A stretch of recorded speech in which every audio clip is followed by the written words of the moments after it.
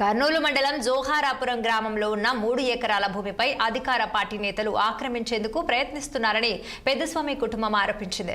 2004లో చట్టబద్ధంగా కొనుగోలు చేసి అప్పటి నుండి సాగు చేస్తున్నామని ఆ కుటుంబం తెలిపింది. భూమికి సంబంధించిన ఒరిజినల్ సేల్ డీడ్, పాజిషన్ ఆధారాలు అన్ని వారి వద్ద ఉన్నాయన్నారు.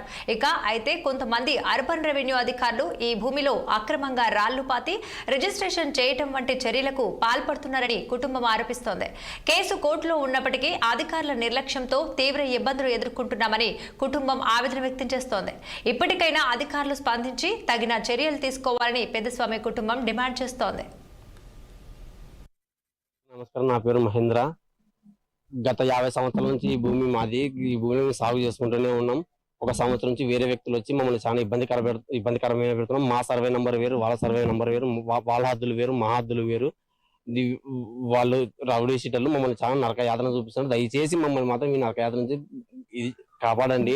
మేము ఎంఆర్ఓకి, కలెక్టర్కి అందరికి అర్జీలు ఇచ్చినాం. ఎంఆర్ఓ సంవత్సరం నుంచి నరక యాతన చూస్తున్నాం.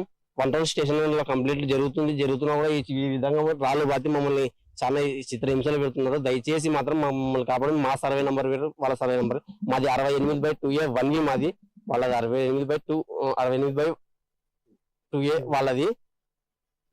దీని విషయంలో దయచేసి మాత్రం మీడియా మిత్రులు కొంచెం చర్య తీసుకొని మమ్మల్ని నరకం నుంచి కాపాడాలని కోరుకుంటున్నాం. మా దగ్గర అన్ని విధాలు కలిసి అన్ని డాక్యుమెంట్స్ ఉన్నాయి. పట్టా, రిజిస్ట్రేషన్ అన్ని ఉన్నాయి. మన 2004 పాస్బుక్ మన 2004లో కొన్నాడు. దయచేసి మాకు న్యాయం చేయండి. మేము ఈ పొలం గత 50 ఏళ్ల నుంచి మా పరినిధిలోనే ఉంది. 24 ఏళ్ల నుంచి మేము పొలం సాగులోనే ఉన్నాం. కొద్దిగా మా నాన్న హెల్త్ ప్రాబ్లం వల్ల మా దగ్గర ఆర్థిక ఇబ్బందుల్లో మేము ఉండి పొలం సాగు చేసుకోలేకపోతున్నాం సార్. ఒక 2-3 ఏళ్ళు అవుతుంది. మా నాన్న హార్ట్ ప్రాబ్లం ఉండడం వల్ల మేము ఆయన హెల్త్ ని చూసుకుంటున్నాము. గత 1 సంవత్సరం నుంచి పెద్ద వాళ్ళ పేర్లు చెప్పుకొని పొలంలోకి వచ్చి రౌడీజం చేసి మమ్మల్ని పొలంలోకి రానియకుండా ఇట్లా రాళ్ళు వాతి అది వాతి మమ్మల్ని చాలా టార్చర్ చేస్తున్నారు సార్. మేము పెద్ద అధికారులను కూడా స్పందించినాము. మాకు ఎవరైతే ఇంతవరకు కూడా సహాయం చేయలేదు సార్. మేము ఎక్కడికి పోయి అధికారులను కలిసినా కానీ కూడా మాకు ఏం రెస్పాన్సిబిలిటీ వాళ్ళు ఇవ్వడం లేదు.